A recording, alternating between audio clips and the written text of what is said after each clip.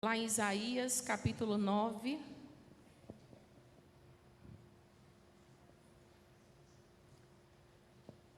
O reino do Senhor está vindo, já está no meio de nós, está muito perto de ser concretizado na sua plenitude. E eu quero falar nessa noite sobre o reino de Deus.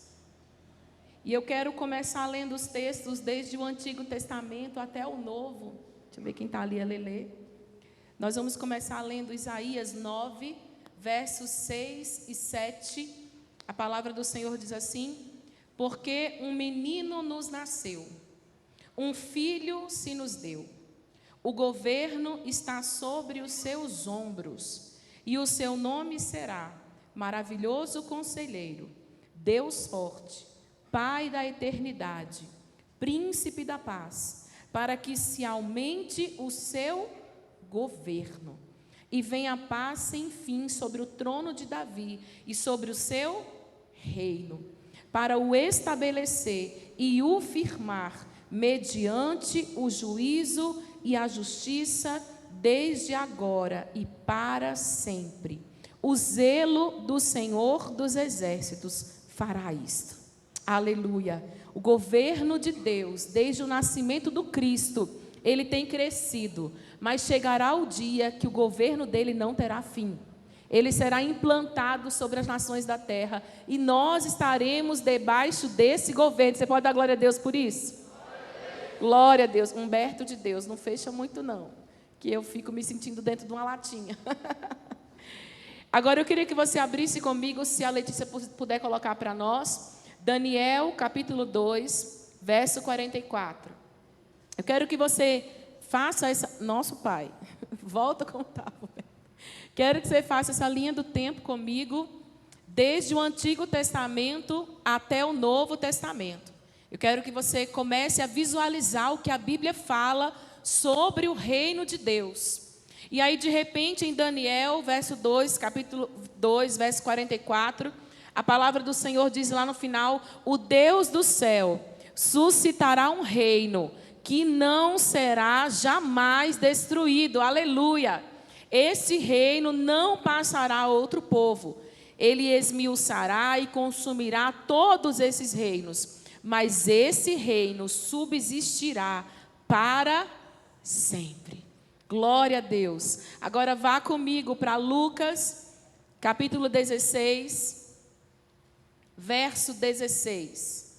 Lucas 16, 16.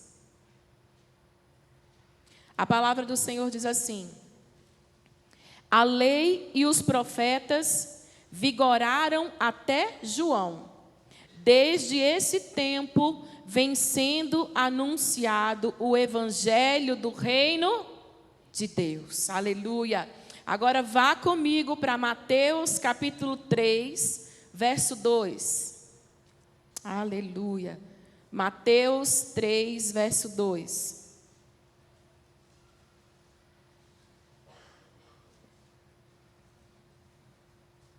A palavra do Senhor diz assim: arrependei-vos, porque está próximo. Em outras versões diz: é chegado o reino dos céus. Quero convidar você a fechar seus olhos, nós vamos orar. Paizinho, obrigada, Senhor, porque nós já estamos dentro dessa realidade do reino, anunciado pelos profetas, pelos homens que o Senhor levantou em eras passadas, que declaravam, Senhor, pelo Teu Espírito, que o reino do Cristo, o reino de Jesus estaria vindo e sendo implantado sobre a terra. E obrigada, Jesus, porque esse reino chegou até nós. E nós oramos, Senhor, para que ele se cumpra em toda a sua plenitude, porque nós queremos ser, como nós falamos aqui no início, agentes deste reino, para transformar realidades, para mudar vidas, para alcançar corações, para mudar histórias, para trazer a glória do Senhor sobre essa terra.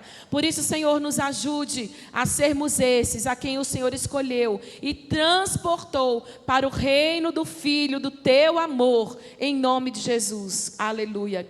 Querido, por que falar sobre o reino de Deus? Eu quero que você visualize comigo a importância. A gente canta canções, A gente fala, venha o teu reino. A gente ora ao Pai Nosso, né? Que venha o teu reino, que seja feita a tua vontade, tanto na terra quanto no céu. E muitas vezes essa palavra reino, ela fica um tanto quanto abstrata para nós. O que é o reino de Deus? E a pergunta que eu começo fazendo é: por que falar sobre o reino de Deus hoje? Eu vou te dar pelo menos 2 razões por que falar sobre o reino de Deus. Porque reino de Deus foi a primeira e a principal, a central mensagem que Jesus liberou no tempo em que ele esteve sobre essa terra. Eu não sei se você sabe, mas durante todo o ministério de Jesus, ele falou apenas 3 vezes sobre a igreja. A verdade é que 3 vezes que foram registradas no Evangelho de Mateus. Mas a palavra reino saiu da boca de Jesus pelo menos 55 vezes no mesmo Evangelho de Mateus. Ou seja, a gente precisa entender que a centralidade do Evangelho, como Lucas falou, a lei e os profetas vigoraram até João. Mas desde esse tempo vem sendo anunciado o Evangelho do reino de Deus. A lei, Moisés, os profetas do Antigo Testamento, tanto os maiores quanto os menores, eles eram o alicerce que apontavam para Cristo. Mas agora, com a chegada de João Batista, ele começa a anunciar que o reino de Deus está presente, está chegando sobre nós. E é curioso porque muitas vezes a gente imagina que Jesus falou mais sobre a igreja. Mas a igreja não é o reino. O reino tem dentro dele a igreja. A igreja é parte desse reino. Mas o reino é muito maior do que a igreja, glória a Deus. Por isso que todas as tribos, povos, línguas, nações, todas as igrejas, placas denominacionais, elas estarão todas juntas como lavados e remidos pelo sangue do Cordeiro. E não uma igreja local, mas as igrejas espalhadas por toda a terra, até igrejas que se reúnem de forma escondida, elas serão contadas como reino de Deus. Aleluia. E é curioso porque em Mateus 4, verso 23, a palavra do Senhor diz assim, que Jesus percorria toda a Galileia, ensinando nas sinagogas. Mas o que é que ele ensinava nas sinagogas? Ele pregava o evangelho do reino e curava toda sorte de enfermidades entre o povo. E por que essa mensagem continua sendo tão importante para nós? Porque Jesus teve o seu ministério na terra, anunciou o reino, proclamou as virtudes do Pai, curou pessoas, libertou pessoas e de repente Jesus morre.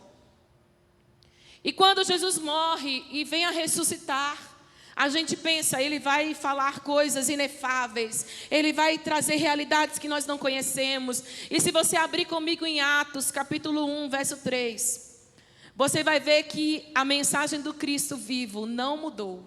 Ele continuou, diz a Bíblia, a esses também, depois de ter padecido, se apresentou vivo com muitas provas incontestáveis, aparecendo-lhes durante 40 dias e falando das coisas concernentes ao reino de Deus.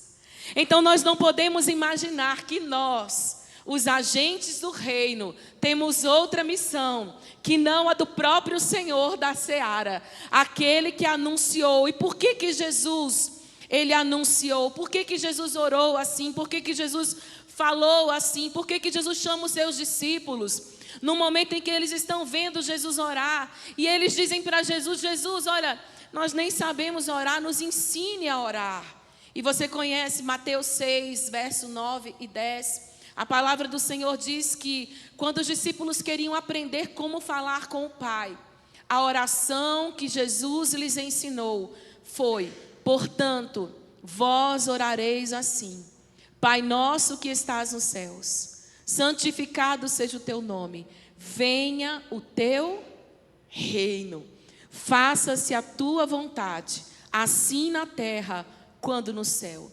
Quando nós, irmãos, oramos para que o reino de Deus venha, na verdade, nós estamos pedindo a Deus que Ele manifeste sobre essa terra o seu governo, a sua soberania, a sua autoridade, o seu poder, a sua realeza. Nós oramos para que Ele afugente o inimigo dessa terra. Nós oramos para que o reino de justiça, de paz e de alegria, como dizem Romanos, seja estabelecido sobre essa nação, sobre as nações da terra. Ninguém mais vai clamar pelo reino, a não ser os filhos da luz, os filhos do reino. Então, irmãos, nós precisamos nos levantar, porque os dias são maus. Domingo nós tivemos um evento, uma manifestação pública em São Paulo, de outras religiões, que nós nunca havíamos visto no Brasil. As trevas têm avançado. E agora não mais escondidos em locais fechados, em horários noturnos. Agora é na praça, é durante o dia, é nas ruas. As trevas têm avançado e Deus está levantando uma igreja que vai clamar sobre os 4 cantos dessa nação. Venha, Senhor, o teu reino. Venha, Senhor, o teu governo. Venha, Senhor, a tua soberania. Venha a tua autoridade. Senhor, dissipa as trevas, dissipa a injustiça, dissipa a corrupção, dissipa o mal. Nós precisamos nos levantar, irmãos. Mas a grande questão é quando é que o reino vem. A Bíblia vai dizer que o reino já é uma realidade espiritual presente na nossa vida. É a conhecida tensão entre o já e o ainda não. É assim que os teólogos chamam essa questão do reino de Deus. Porque o reino já está entre nós, amém? A palavra do Senhor diz lá em Lucas 17, verso 20 e 21, Letícia. Lucas 17, verso 20 e 21. Que certa feita, interrogado pelos fariseus sobre quando viria o reino de Deus, Jesus lhes respondeu: não vem o reino de Deus com visível aparência, nem dirão, ei-lo aqui, ou lá está, porque o reino de Deus está dentro de vós. Sabe, queridos, primeiro o reino de Deus chega no coração do homem e da mulher que se aproxima quebrantadamente de Deus. É nesse momento que Deus começa a implantar as verdades do reino. Você já passou por isso, você era uma mulher ou um homem, eu era assim, que mentia, que enganava, que fazia coisas erradas. E de repente você conhece o Rei dos reis e Senhor dos senhores, e o reino de Deus vem até você e você começa a mudar a sua história. E Deus começa a mudar o seu jeito de falar, começa a mudar os seus pensamentos, começa a mudar os seus objetivos de vida, os sentimentos, aquelas vontades de se vingar, de fazer o mal, de usurpar, de dar um jeitinho, de tomar a forra, de ir à forra com alguém, de ganhar lucro, ter vantagem, e o reino começa a ser implantado. O reino começa a ser implantado em corações que se deixam mover pelos princípios do reino. Quando eu ouvia o Lipe falando sobre o posicionamento da Esté, no meu coração vinha assim muito forte: Deus, começa a levantar homens e mulheres, Senhor, nos lugares estratégicos, como no caso dela. Esses dias nós estávamos ali pregando lá em Ouro Preto, e aí nós conversávamos com um casal da igreja, e a moça que é enfermeira dizia para nós assim: pastor, você não tem noção do que a gente passa. Ela dizia para mim: pastora, você não tem noção do que a gente que é cristã passa num CTI. E ela contou coisas que não são listas, repetir agora. E ela disse assim: por diversas vezes, mortes não aconteceram, situações difíceis não aconteceram, porque havia uma cristã lá, que se posicionou de forma contrária àquela situação que era de morte, porque havia alguém orando, alguém buscando, alguém ministrando a palavra, alguém declarando vida naquele lugar. Então a minha oração é que você seja esse luzeiro, tirado debaixo da mesa e colocado num alto monte, para que a glória de Deus e o reino dele se estabeleça sobre essa nação. Aleluia! Ali no lugar onde os menos favorecidos estão, onde você pode dar uma aula para quem não tem recursos para pagar, onde você pode ministrar na vida de homens destruídos pelo abandono, pela dor, mulheres vitimadas pela violência, e você está lá como agente do reino de Deus, para proclamar o poder do Altíssimo sobre aquela vida. Aleluia! Sabe, querido, Jesus disse: olha, o reino de Deus está dentro do seu coração. É quando você está num lugar onde você atende alguém, e você não atende como todo mundo, você atende como Cristo atenderia. Chega um paciente, chega um cliente, e você não é bruto, não é ríspido, você tem a glória de Deus sobre a sua vida, e o seu local de trabalho se transforma numa agência do reino, viva e poderosa para a transformação da nossa sociedade.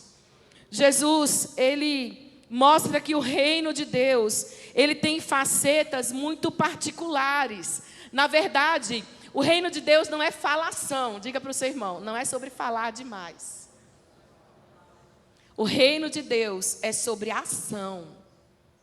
Sabe, às vezes sem uma palavra, mas Deus agindo por intermédio do seu povo.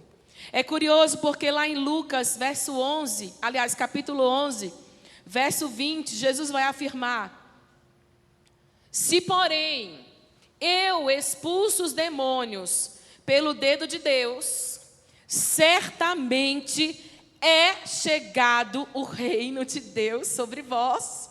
Irmão, preste atenção, o poder, a virtude de libertar pessoas está sobre nós.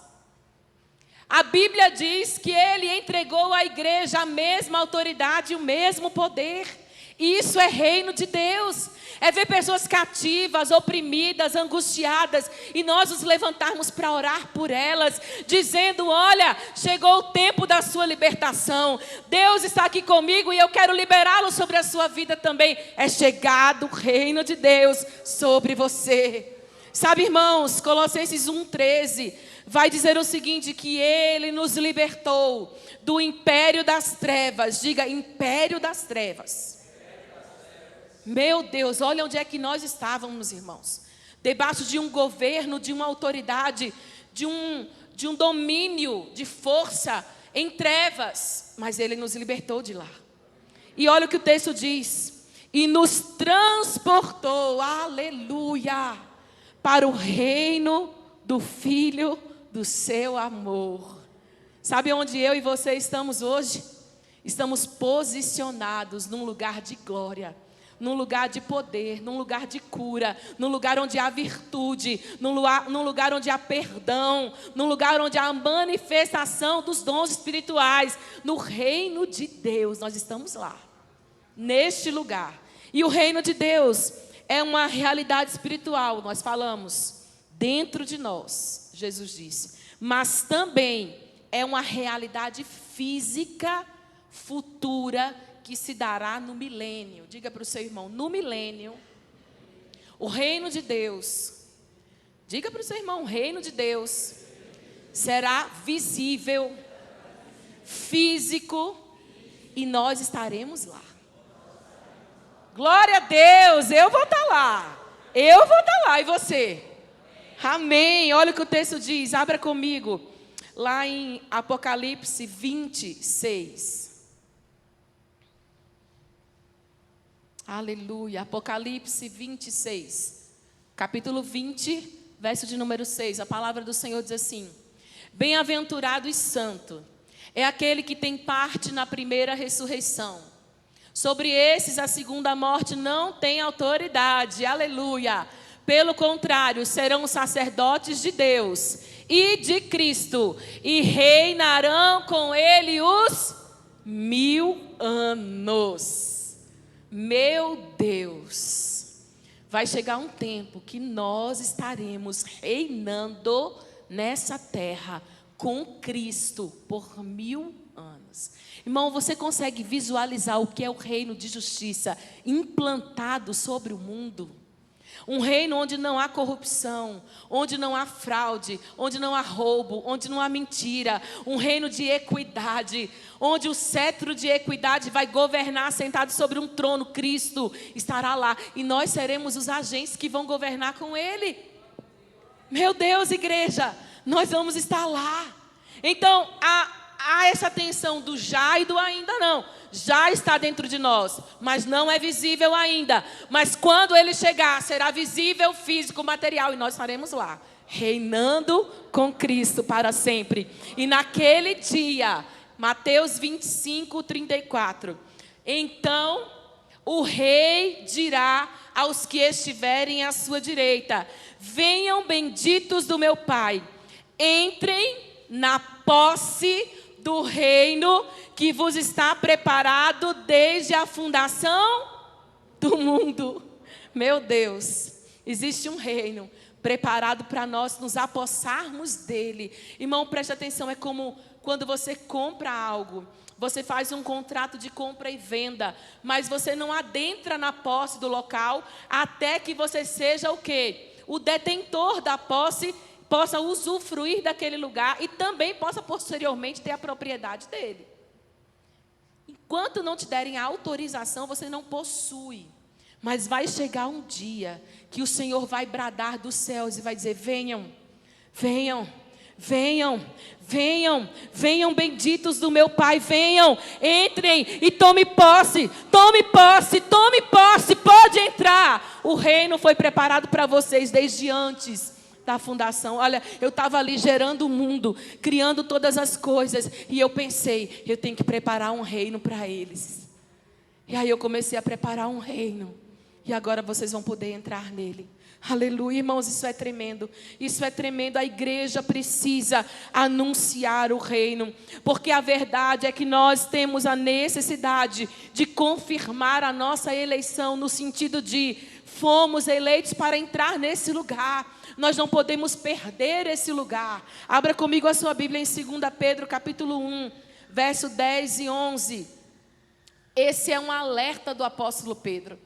Quanto ao reino de Deus, ele vai dizer assim: por isso, irmãos, procurai com diligência cada vez maior confirmar a vossa eleição, porquanto procedendo assim não tropeçareis em tempo algum, pois desta maneira é que vos será amplamente suprida a entrada no reino eterno do nosso Senhor e Salvador, Jesus Cristo, aleluia.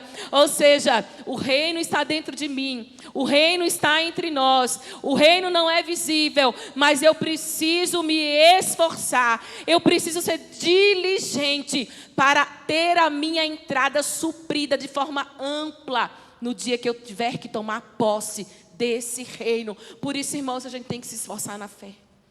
Aqueles momentos que a gente fraqueja, aqueles momentos que a gente caminha só, aqueles momentos que a gente não tem força para orar, para ler a Bíblia, aqueles momentos que as dúvidas vêm na nossa mente, aqueles momentos que a fraqueza vem também, porque vem. O apóstolo Paulo disse: não há um que não se enfraqueça. Nós precisamos uns dos outros para que os nossos pés não vacilem, para que nós não tropecemos e assim nós possamos ter a nossa entrada suprida, assim nós possamos efetivar aquilo que Ele prometeu. Eu preparei um reino, o que você está fazendo para entrar nele? Nós precisamos nos esforçar, mas afinal, o que é o reino de Deus? E eu quero convidar você a abrir sua Bíblia em Romanos capítulo 14, verso 17. Romanos 14, 17. A palavra do Senhor diz: porque o reino de Deus não é comida. Diga, não é comida. Não é bebida. Mas é o quê? Justiça, paz e alegria no Espírito Santo. Aleluia.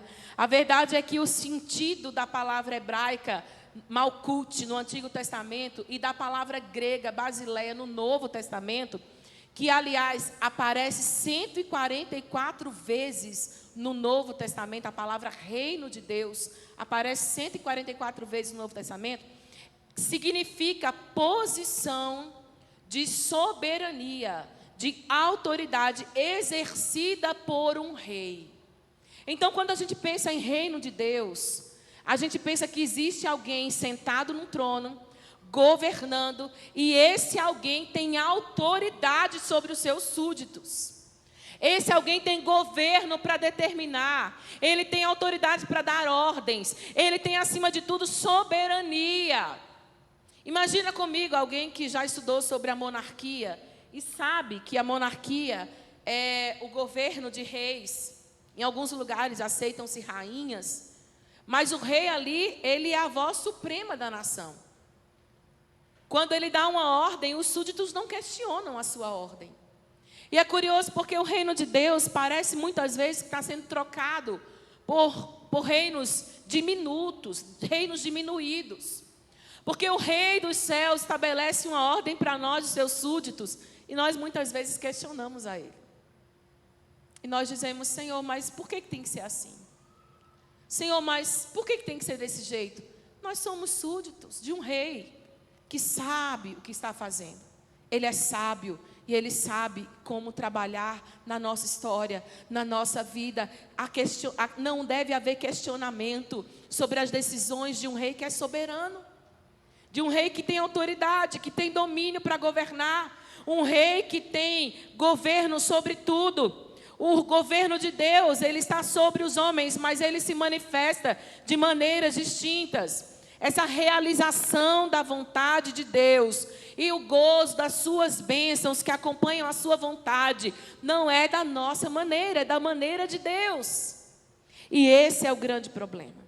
Na parábola das 10 minas, lá em Lucas 19, verso 11 e 12, a palavra do Senhor diz que certo homem nobre partiu para uma terra distante, com o fim de tomar posse de um reino e depois voltar. Essa palavra, tomar posse, significa voltar para ser coroado e ter a sua autoridade reconhecida depois que voltou. É exatamente isso. Jesus, ele veio a essa terra para se apresentar como rei. Ele voltou para o lugar dele, mas quando ele voltar, ele voltará com a sua autoridade reconhecida. A Bíblia diz que todo olho verá, toda língua confessará e todo joelho se dobrará. Quando ele aparecer, ele não vai aparecer mais como um menino numa manjedoura. Ele vai aparecer como um rei sobre um cavalo branco, vindo para governar, vindo para reinar, para batalhar e vencer os seus inimigos. Autoridade reconhecida, e todos deverão se prostrar diante dele. Sabe, queridos, no manto dele, diz Apocalipse 19, 16, está escrito na sua coxa e no seu manto: Rei dos reis e Senhor dos senhores. Rei dos reis e Senhor dos senhores. Rei dos reis e Senhor dos senhores. Não haverá mais dúvida sobre quem ele é. Sabe, irmãos, aqueles homens olhavam para Jesus e diziam assim: como que ele pode ser o rei? Se ele nasceu numa manjedoura, ele é pobre. Como que ele pode ser o rei se ele não tem um exército? Como que ele pode ser um rei se ele não tem um governo visível? Eles questionavam, os judeus não entendiam, os religiosos olhavam para as escrituras e diziam: mas é ele quem tem que nos livrar de Roma. Cadê o nosso rei? Mas, irmã, vai chegar um dia, irmão querido, que ele vai voltar sobre um cavalo branco. As nações da terra olharão para ele, temerão, se prostrarão e dirão: é real, o rei chegou, o rei chegou. E eles vão ter que reconhecer quem ele é. Irmãos, e nesse dia, nós tomaremos posse do reino que nos foi preparado desde a fundação do mundo. Nós não vamos mais ficar batalhando com angústias, com lágrimas, com dores, com sofrimentos, mas nós veremos a glória de Deus sendo derramada sobre toda a terra, e a terra se encherá do conhecimento da glória do Senhor, como as águas cobrem o mar, será dessa forma. Irmão, isso tem que encher o nosso coração de fé, de expectativa. Isso não é escapismo, isso é esperança. Isso é continuar olhando para o autor e consumador da nossa fé, sem temer o que está vindo sobre nós, porque esse dia vai chegar. Esse dia vai chegar. Mas para quem é o reino? O reino é para algumas pessoas. O reino é para os discípulos de Jesus. Tem discípulos de Jesus aqui? palavra do Senhor vai dizer em Lucas, capítulo 12, verso 32. Lucas 12, uai, sumiu. Lucas 12, 32, a palavra do Senhor diz assim: não tenham medo, pequenino rebanho, porque ao vosso Pai agradou dar a vocês o reino. Bom, preste atenção. Você acha que você é grande, poderoso? Quem acha? Eu acho que eu sou bem pequena, né? Não só no tamanho, mas eu sou bem pequena. Mas Deus olhou para o pequeno rebanho dele, para mim e para você. E trouxe alegria ao coração dele, deu prazer, ele se agradou. Ele olhou e falou: pequeno rebanho, gostei, eu vou dar o reino para vocês. Gente, isso é tremendo. Isso é tremendo. Ele poderia ter escolhido os grandes, os poderosos da terra, os ricos, os sábios, os entendidos, os grandes reis das nações, os exércitos mais poderosos. Mas ele olhou para mim e para você e disse: vocês vão possuir o reino. Eu quero dar o reino para vocês. Ou seja, nós não fizemos nada, não temos mérito nisso. Não foi a nossa mão, o nosso esforço, o nosso braço, o nosso conhecimento, a nossa capacidade. Foi o amor do Deus Altíssimo que nos entregou o reino. Em Lucas 22, de 29 a 30, diz assim, preste atenção nisso, diga para o seu irmão: o Pai entregou o reino para mim e para você. Glória a Deus. Agora veja o que Lucas 22, 29 a 30 diz. Agora, assim como o Pai me confiou um reino, eu vou confiar esse reino a vocês, para que vocês comam e bebam na minha mesa, no meu reino, e se assentem em tronos para julgar as 12 tribos de Israel. Você está entendendo? O Pai vai entregar o julgamento das 12 tribos para a igreja. Meu Deus. Assim como o Pai entregou o reino para o Cristo, o Cristo entrega a nós, para que nós estejamos com Ele, exercendo o julgamento das nações. Meu Deus. É muita responsabilidade. E o que é que nós vamos fazer com tão grande responsabilidade? Para quem é o reino? Para os seus discípulos. Não tem parte nesse reino aqueles que não guardam a aliança de serem de Deus. Ah, pastora, eu estou meio assim com a fé, estou um pé lá e outro cá, eu não estou muito firme com o Senhor, não. Então corre para reatar a sua aliança com o Senhor, o seu relacionamento com Ele. Porque nós precisamos ser discípulos. Jesus andava com discípulos, andava com os 12. Jesus andava com a multidão. Jesus andava com os 70. Quem lembra disso? Andava com os 3, subia ao monte com 3. Obrigada, Lídia. Subia ao monte com 3 para orar. Subia no Getsemane com 3 para orar. Entrava no barquinho com 3. Mas tinha momentos que ele chamava os 12 e os levava para ele. Mas em outros momentos, Jesus comissionava os 70 e dizia: vão de 2 em 2. Mas também tinha aqueles que eram a multidão. Seguiam a Jesus? Sim ou não? Sim. Ouviam as suas palavras? Sim ou não? Sim. Tudo que os outros ouviam, eles também ouviam. Mas eles eram discípulos? Não. Foi a multidão que crucificou. Pode deixar assim, viu, Beto? Está ótimo. Foi a multidão que crucificou Jesus. Foi a multidão que disse: queremos Barrabás e não Cristo. Foi a multidão que deu as costas para o mestre. Foi a multidão que perseguiu os discípulos. A minha pergunta é: quem somos nós na caminhada com Cristo? Somos os 3 íntimos a quem Ele pode confiar os momentos de maiores angústias e as maiores revelações, como o Monte da Transfiguração? Somos os 12 a quem Ele pode confiar o apostolado, o envio? Somos os 70 a quem Ele comissiona para curar e libertar pessoas? Ou somos apenas a multidão que anda, que gosta, que ouve, que aparece de vez em quando, mas que na primeira oportunidade, como dizem os mineiros, casca fora? Quem nós somos? A Bíblia diz que o reino é para os discípulos. Para quem é o reino?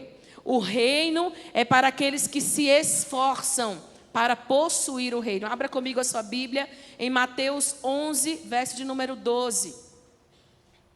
A palavra diz assim: agora o reino dos céus é tomado por... O que diz na sua Bíblia? Esforço. E os que se esforçam se apoderam dele.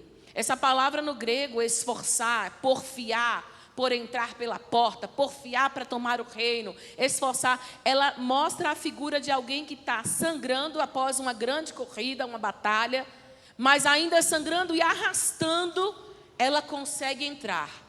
Sabe o que a Bíblia está dizendo? Olha, vão existir momentos que não vai ser tão fácil assim na sua história.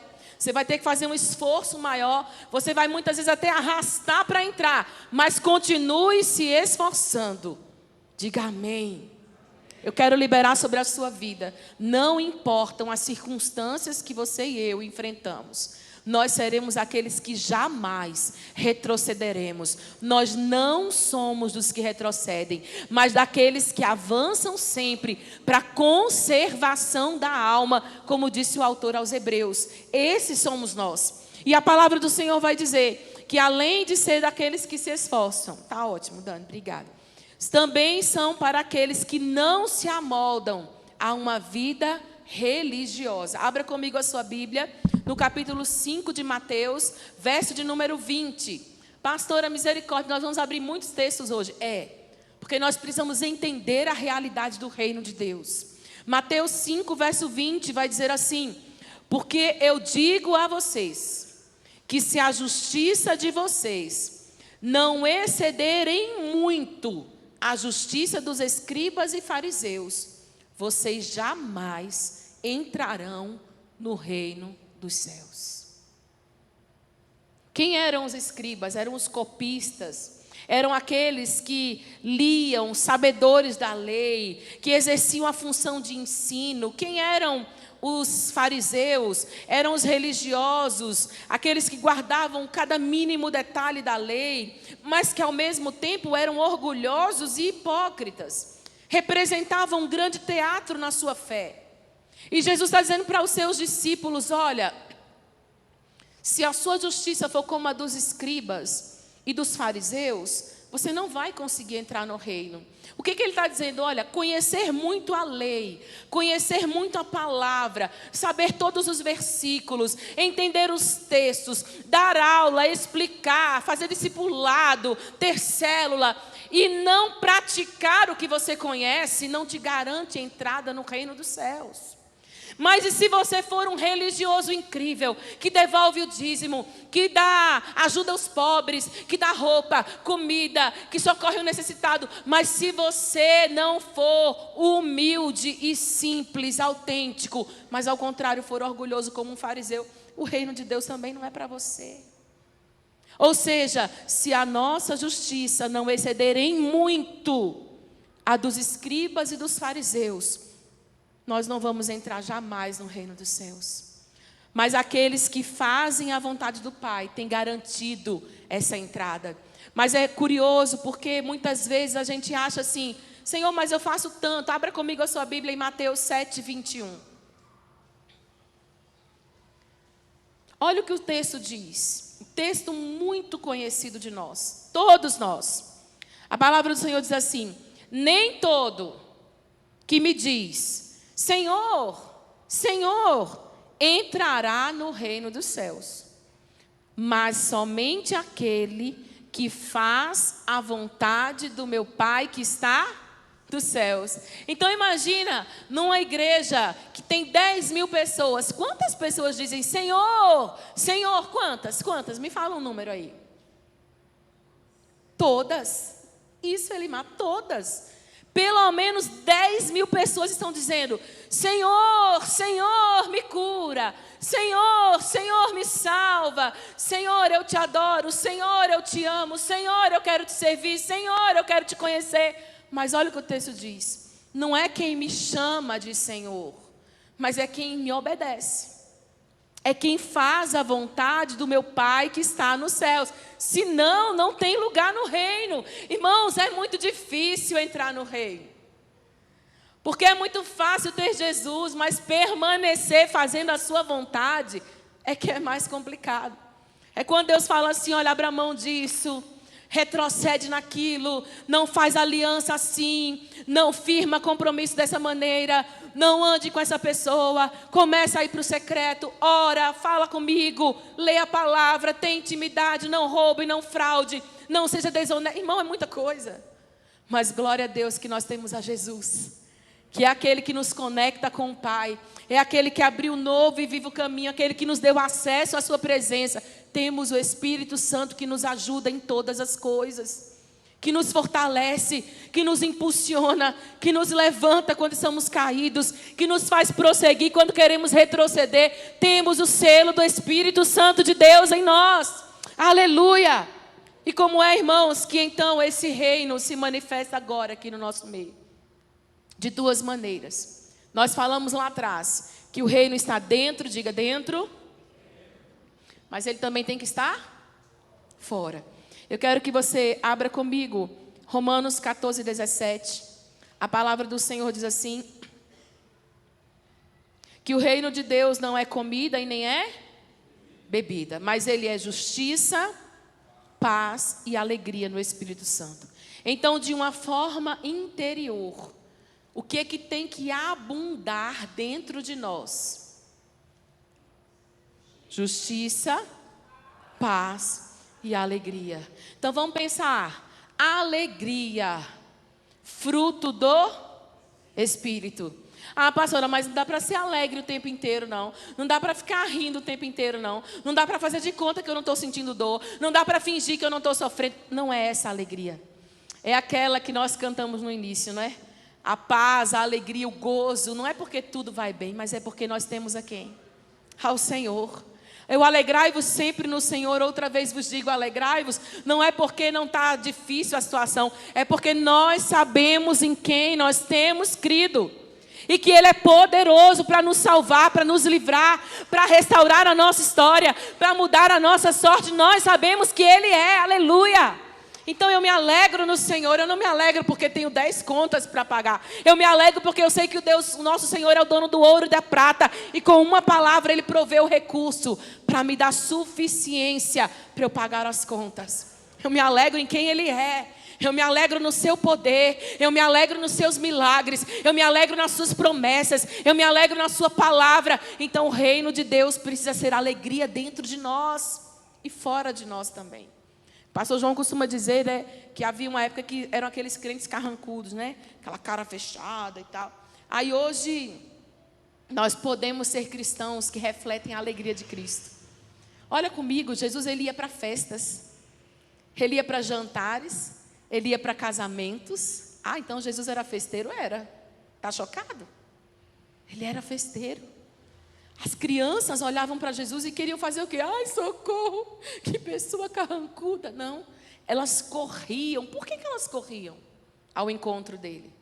Porque ele era alguém agradável, alguém aprazível. Ele abria os braços e ele queria abraçar as crianças. Ele queria dançar com elas, jogar bola com elas, fazer festa com elas. Que é isso, pastora? Eu não sei se tinha bola naquela época. Isso é, né, hipotético. Estou delirando aqui, divagando, mas eu quero dizer que se tivesse que arremessar o bodoque, o estilingue, ele faria isso com as crianças, porque Jesus é cheio de alegria, Ele é a própria alegria. E aí a gente quer ser cristão e quer chegar na casa dos nossos parentes que não são crentes e quer entrar com a carranca desse tamanho. E quer que eles olhem para a gente e falem, que lindo que eles são crentes. Claro que não vão fazer isso. Eles vão dizer assim, para ser crente desse jeito, eu prefiro estar no mundo. Você tem que entrar na casa dos seus parentes, dando a paz do Senhor, abraçando. Ah, mas eles não são crentes. Então dá bom dia, dá boa tarde, leva um presente, leva uma flor, faz um bolo, chega lá, bate papo. Mas pastora, eles estão bebendo. E você está tendo a oportunidade de ser sal e luz fora do seu lugar de 4 paredes. Você pode salgar a vida fora do saleiro. Você pode ser luz sem beber, né, irmão? Mas você pode, com a sua presença, trazer a vida de Deus naquele ambiente com alegria. O reino de Deus é alegria. O reino de Deus é paz. Os pacificadores serão chamados filhos de Deus. Aí tem crente que é só Jesus na causa. Ah, pastora, quando eu conheci Jesus eu aprendi 2 lugares, a cruz e o tamanco. Quando eu desço da cruz eu subo na tamanca. Não, irmão, não. Os pacificadores serão chamados filhos de Deus. Você se tornou alguém de Deus, você tem que ser a pessoa mais pacificadora do mundo. Ah, mas é difícil mesmo. Esses dias eu ouvi uma pessoa dizendo assim: misericórdia, Jesus, conviver com fulano é difícil demais. E a gente sabe, né, pelo que eu vejo assim, deve ser mesmo difícil. Mas a gente sempre tem que ser luz. A gente tem que dar a nossa presença não pode ser a presença dos filhos de trovão, sabe, dos filhos de Boanerges ali. Eu tenho que mandar descer fogo no céu, porque eu entrei na casa de um parente e eles não me receberam. Ô Jesus, manda fogo. Jesus olhou para os discípulos e falou: de que espírito vocês são? Não, se a paz do Senhor foi liberada naquele lugar e eles não quiseram, ela volta para você e está tudo bem. Mas ministra paz. Não seja quem leva a fofoca, não seja quem proclama as más notícias, mas seja o apaziguador das contendas, seja aquela pessoa que apazigua o coração e os ânimos. Os filhos de Deus têm que ter paz. E ele diz assim: é um reino de alegria, de paz e de justiça. Seja qualquer pessoa injusta, cometa qualquer pessoa injustiça, mas nós não, porque nós somos filhos desse reino maravilhoso. Então as pessoas têm que olhar para nós e dizer assim: nossa, fulano é justo, né? Fulano é uma pessoa que correta, honesta, faz tudo decentemente, direita. Sabe, a gente precisa carregar essa marca do reino. E para terminar, eu sei que já são 9h10, não é? Eu vou terminar. Não vou terminar a mensagem, mas vou terminar hoje. A palavra do Senhor vai dizer assim, que além dessa maneira interna que o reino se manifesta em nossas vidas, existe uma maneira externa.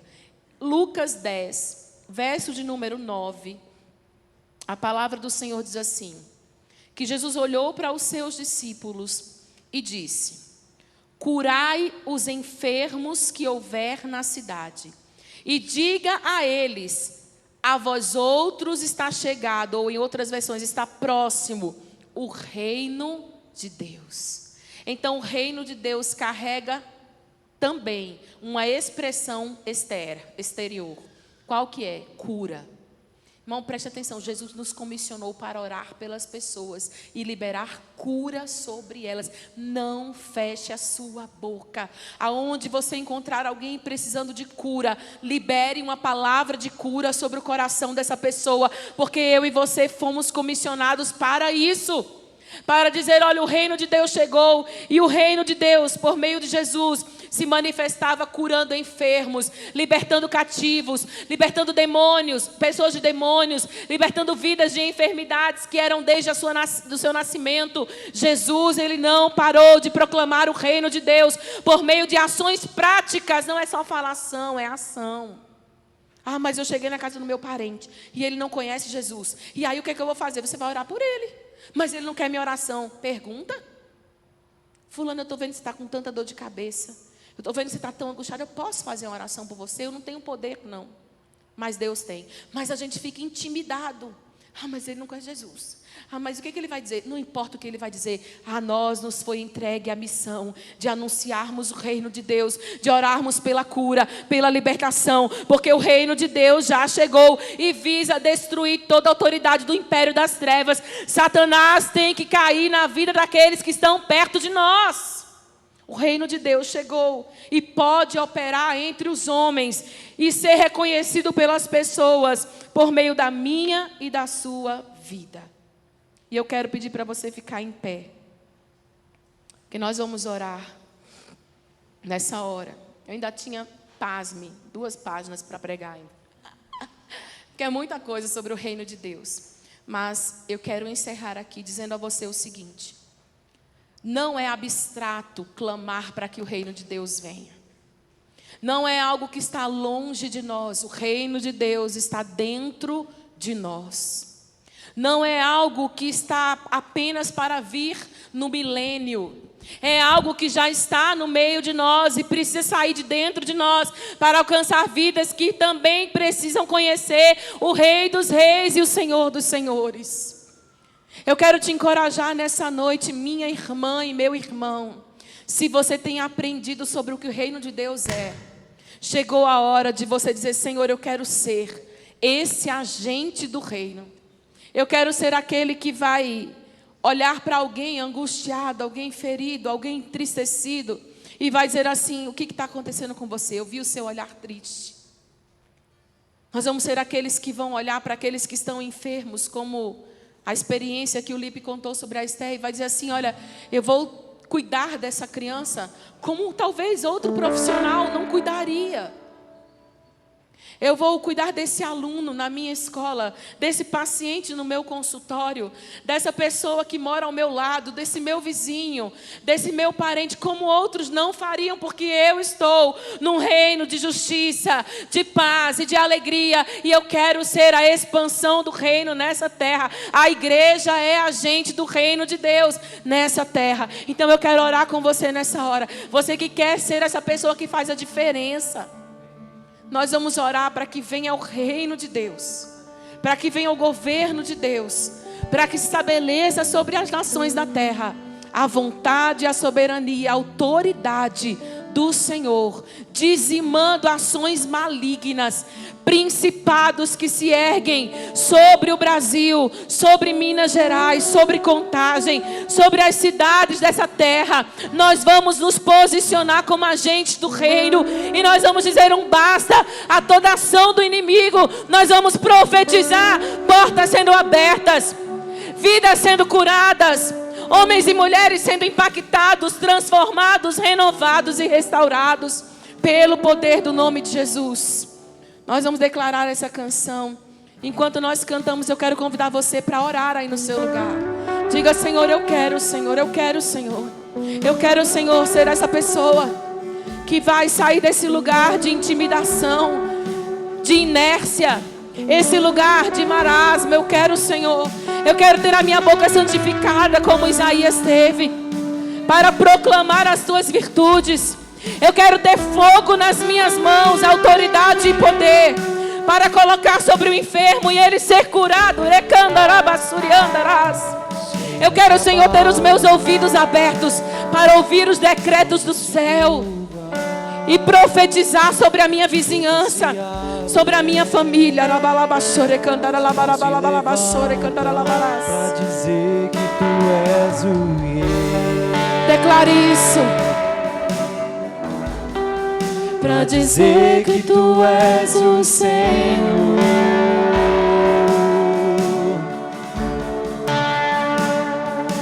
Os reinos se abalam, os povos se curvam, as bocas se abrem, as mãos se levantam para dizer que tu és o rei.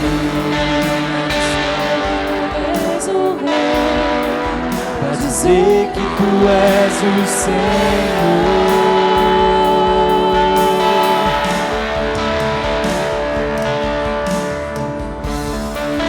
Oh, Jesus, venha sobre nós, Senhor, o teu governo. Venha sobre nós, Senhor, a tua soberania, a tua força. Sobre os teus filhos, Senhor, nessa noite, revestimento de autoridade, de poder, de honra. Senhor, como embaixadores de Cristo que nós somos. Embaixadores de Cristo que nós somos. Teu reino. Teu reino é sempre eterno, firmado em misericórdia, justiça e igualdade, bondade e fidelidade. A tua igreja te adora. Oh, aleluia. A tua igreja te adora. O teu reino, Senhor, é sempre eterno. Teu reino é sempre eterno, firmado em misericórdia, justiça e igualdade, bondade e fidelidade.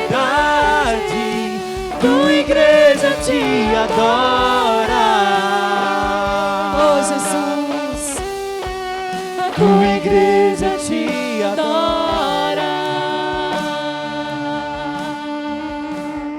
Jesus, nessa noite, Senhor, nós entendemos que o reino do Senhor profetizado por Isaías, quando ele disse que o teu governo cresceria, aumentaria o principado do Senhor sobre os seus ombros, e que esse governo não teria fim. Nós entendemos o que Daniel falou lá no seu livro no Antigo Testamento, que é um reino que subsistirá para sempre. E nós entendemos que ele já chegou dentro de nós, mas precisa ser liberado por cada um de nós, porque um dia nós estaremos contigo reinando para sempre. Por isso, Senhor, nessa noite nós queremos completar essa oração, dizendo que reafirmamos a nossa aliança com o Senhor, o nosso comprometimento de não sermos apenas multidão no reino, mas de sermos discípulos do Senhor, aqueles que são enviados, comissionados e que detêm o poder, a virtude e a autoridade do Rei dos Reis, porque obras maiores do que as que o Senhor fez, a tua igreja certamente fará. E eu libero essa unção e essa autoridade sobre cada irmão que está aqui nessa noite.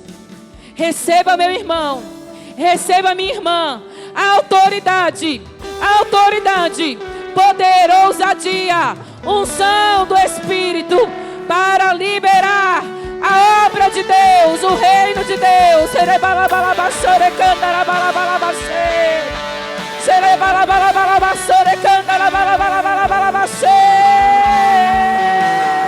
O teu reino, Senhor, Teu reino é sempre eterno, firmado em misericórdia, justiça e igualdade, bondade e fidelidade. A tua igreja te adora. oh Jesus, A tua igreja te adora. Teu reino é sempre eterno, firmado em misericórdia, justiça e igualdade, bondade e fidelidade. A tua igreja te adora. A tua igreja te adora.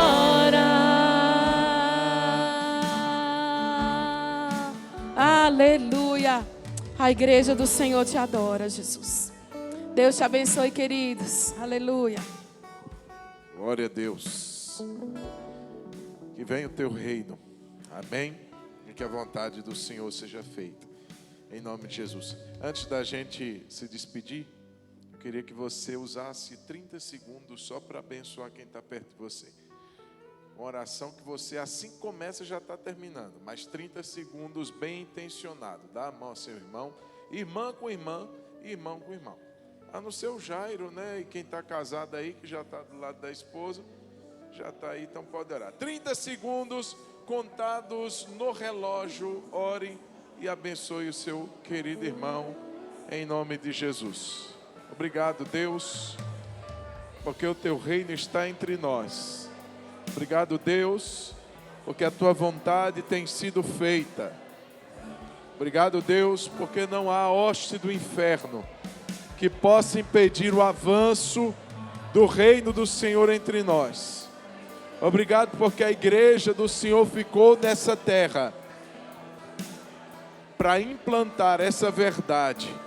E esse meu irmão, essa minha irmã, sim, meu Deus, como agente do Senhor, para liberar a virtude do Senhor.